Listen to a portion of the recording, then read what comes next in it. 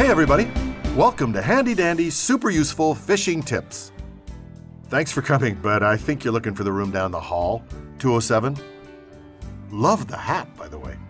What we're talking about here is phishing with a PH. You know, like PH in the word phony, as in the phony pieces of types that constantly bombard you with this garbage. Yeah, those guys. Hands up if you've ever been the victim of a phishing scam. Nobody, huh? Well then, let's just use a hypothetical example, shall we? So this employee, let's call him Doug. Thanks for doing this, Doug. So Doug is just sitting there at his desk one day when he gets an email advertising Discount Viagra.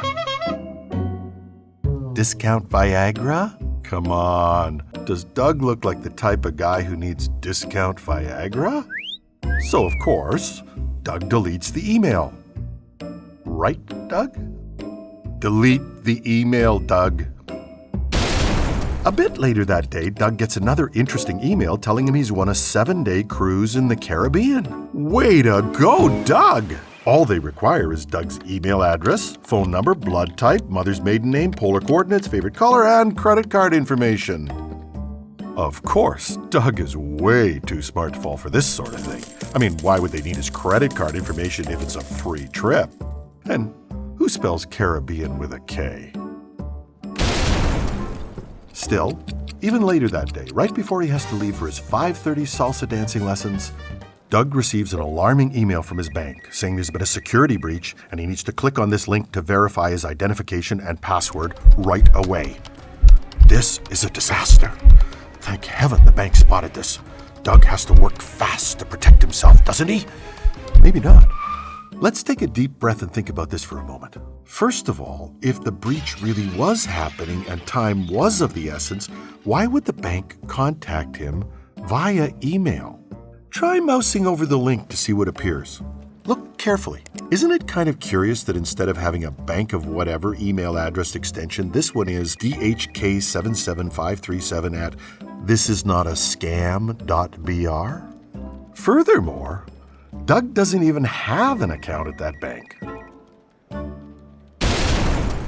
Look, it's not just the Dougs of the world who can fall victim to these heinous phishing scams.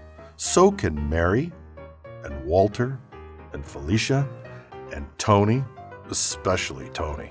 We're all at risk here, even those of us who think we're too smart to be duped. Yeah, I'm looking at you, Murray. Phishing scams have gotten a lot more sophisticated and nefarious since Grandpa's old dial-up internet. Getting duped today isn't just a newbie thing anymore, so don't feel bad that you may have fallen victim to it in the past. Phishing can be big, smelly, ugly business. Ew. No, the other phishing. Be aware, stay alert, and help toss phishing back into the sea where it belongs. So here are some quick, helpful tips on how not to get caught in the deep, dark net of phishing scams. Be wary of anything suspicious, any random items that land in your inbox, and we're not just talking about fretful Nigerian princes anymore. Take 5 seconds and think about what's being presented to you. Would a company or the bank or the government really contact you in this way? If it's too good to be true, it likely is, like a no-fat donut.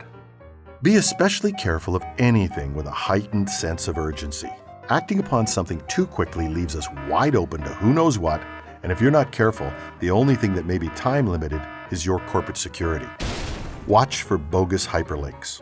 Before clicking on anything, hover over the link first, which will reveal the actual URL they're trying to send you to.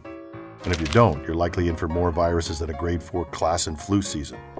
Even worse is ransomware that scrambles your computer data until you pay the ransom. Or a total breach of your corporate systems, and you thought the IT guy was mad at you for mixing up all your passwords?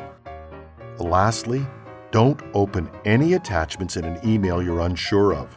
Consider it like a piece of pie you found on the floor. While it might look tasty, who knows where it's been? If you don't know where it came from, don't touch it. So, any other tips? No, I mean the viewers. What do you think?